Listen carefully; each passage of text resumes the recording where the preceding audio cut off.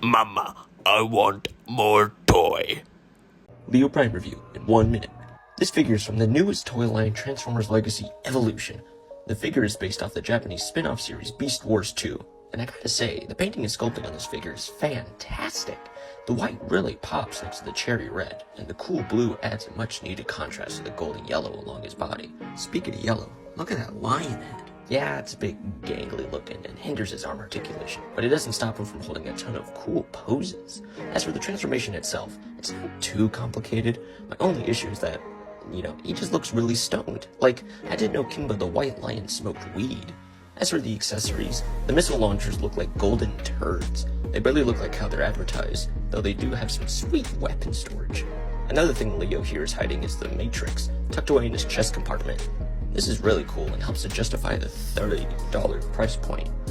Last but not least, the blades that hide his lion paws. As accurate as it is to the show, I can't say they're impressive. He looks like he stepped on a rose bush and needs help removing a thorn. Here's a review of Crosshairs in 1 minute. I gotta come out and say it, I'm not a fan of the Bayverse movie figures. I had a bunch when I was younger, but I've been selling them off for modern and usually better toys. But Crosshairs here is not one of those toys. He's practically a shell former the way his back carries his transformation. Scratch that, he flat out is a shell former. Not to unleash a hot take here, but I do not like shell formers. They're flimsy, their parts often fall off, and their brittle vehicle parts make the robot mode look ugly. As for Crosshairs, he looks better without the backpack. He comes with 2 sidearm blasters, which you can store in the car doors. His posability is strained at best, with his arms and legs being unable to use their full range of motion thanks to how crowded everything is. Oddly enough, the transformation is pretty satisfying. It isn't complicated, and this mean-looking Michael Bay stand-in turns into a pretty sweet Chevrolet C7 Corvette Stingray. It ain't worth $25, and I'm gonna sell his ass off on eBay. Red Gladiator review in 1 minute, go! One of APC's latest figures, Red Gladiator, is a third-party version of Transformers Prime Cliffjumper. I've been eagerly awaiting the chance to add a Transformers Prime Cliffjumper to my collection ever since I first laid eyes on him in the show. His design was captivating, and even though his screen time was brief, I was instantly drawn to him. This wonderfully packaged toy includes 2 Dark Energon shards, which reanimated the poor bot in the 2nd episode of the TV series. It also includes flexible plastic versions of the human companions Jack, Miko, and Raph. My copy of the figure is sturdy overall, but I did notice some areas where the plastic quality could be improved. It's worth noting that Cliffjumper is about a head shorter than APC's Angel Engine, aka RC, which may not align with the show's depiction. However, these minor issues don't diminish my excitement about owning this figure.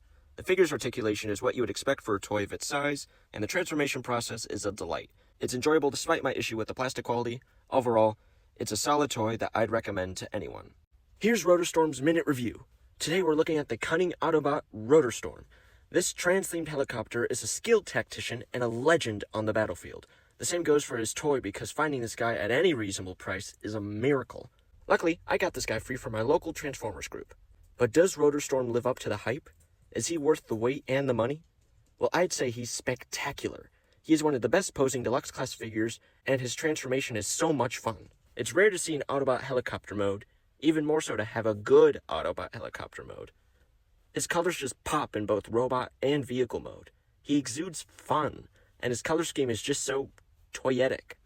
His weapons are a stunning shade of yellow, with double-barrel Decepticon blasters to replicate the giant missile launchers that his original toy had.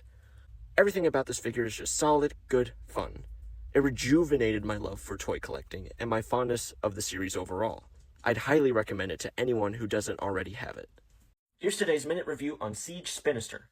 So last week, I reviewed this Biconic Deceptibots moldmate Rotorstorm. While I prefer Autobot's color scheme, the potent pink and blue works wonders for me. Since this figure came from the Siege line, he has painted on battle damage and scuffed metal on his arms and legs. It's not convincing, but it does set him apart from his Earthrise counterpart. Another difference is his face. Where Rotorstorm had a blank silver expression, Spinister wears a Perry the Platypus teal mask with beady yellow eyes. He looks like someone trying to be cool, but just ends up looking like a depressed clown. The same goes for his Apache helicopter alt mode. This fiery skybound vehicle is more noticeable than a missing tooth on a smile. His eye-catching eye candy design speaks to me, and many like me. His unmistakable Decepticon logo on the side of his tail rotor, his purple and blue weapons, everything about him screams, I'd be shit at stealth, and I love it. Getting your hands on him is even harder than finding Rotorstorm, and while he's good, he's not $80 good. If you ever see him at a reasonable price, get him. It's worth it. Time to review Legacy Knockout in 1 minute. Here's a perfect use of the Jazz mold. The previous Autobot stylish car mode fits perfectly with Knockout's aesthetically pleasing red alt mode. This gay icon stands out in a crowd of characters, and his sassy attitude makes him a lovable and memorable Decepticon in Transformers Prime. No one can talk about the series without at least mentioning him once, if not multiple times throughout. The same cannot be said for his toys, which are less than impressive despite his fantastic character. I may have commended this mold for being a good retool, but I don't think it's suitable for Knockout specifically. While this legacy version of him is not terrible, I feel like he's lost the special sauce. The very thing that made him different is now gone, replaced with something that makes him look like everyone else. The weapon that it comes with is also a strange choice. His buzzsaw blade is more fitting, or he could stick with his staff weapon instead of letting it split into two halves of a non-weapon. Does it ruin the toy for me? No. It's acceptable for the most part. I'm not going to get the red version of him. So what's my verdict? It's a good toy, but not an accurate representation of who Knockout is. Alpha Trion review in 1 minute. This deluxe class Uniline is Alpha Trion from the upcoming movie Transformers 1. This toy does an excellent job of standing out as a unique design of the character. His shades of deep purple perfectly clash with the deeper pinks and gunmetal gray. His face design is especially impressive, making his beard part of his head rather than the mustache that he usually has. His piercing blue eyes don't get lost in the sea of chrome, and his weapons are the exact same shade of blue. His lightning sword acts as the perfect tail, and his short blade is the horn on his head in alt mode. Speaking of which, this alt mode references an older toy. Usually, Alpha Trion just sort of turns into some vague spaceship since he never transformed in the original G1 cartoon, nor does he stick around long enough in other continuities to transform. This beast mode is a fun and distinct creature with a metallic lion's mane and sharp indents in the spherical design. What I enjoy most about Transformers 1 is that the characters are as blocky as they are smooth, and blur the line between machine and organism. That's all for today. Comment down below on what character you'd like to see reviewed next. Here's the latest minute review, Legacy United Cliffjumper. This mold is based on Legacy United Chase, and has not changed any of the issues that I had with that mold. Besides his shoulders holding together better, Cliffjumper suffers from the same back kibble, restrictive arm movement, and that ugly waist. It's just so weird to see him turn to the sides as if the top and bottom half of his body are in no way attached. It makes it easy to split in half, like in the show, but I don't think that was purposeful. His proportions just don't fit the G1 aesthetic. It's a difficult balancing act that only some Transformers Prime Legacy figures have managed to do correctly. I think the Decepticon twins, and maybe Knockout did it well, but Bulkhead, RC, and now Cliffjumper just look terrible. So, does Cliffjumper hold up against his other deluxe counterparts, or does he fall short? In my opinion, the back flap should have been altered so that it didn't interfere with the posability. Instead, we got a Cliffjumper with a backward ankle pivot, blur shoulders, a crotch almost as prominent as his chest, and multiple shades of red because they couldn't color match the plastics. Welcome to the minute review of Gamer Edition Starscream. I'm sure you've all noticed how slim his cockpit looks. That's because I went over it with silver Sharpie to match his shiny hinge joint. The Cheeto torso is gross, and I tried to make it easier on the eyes. I'd say it was a success, as is the rest of the figure.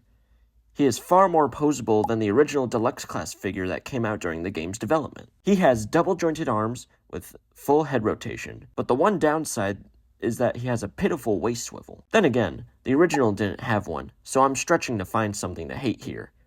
He comes with the sniper arm piece and a spiked mace, which is not like Starscream.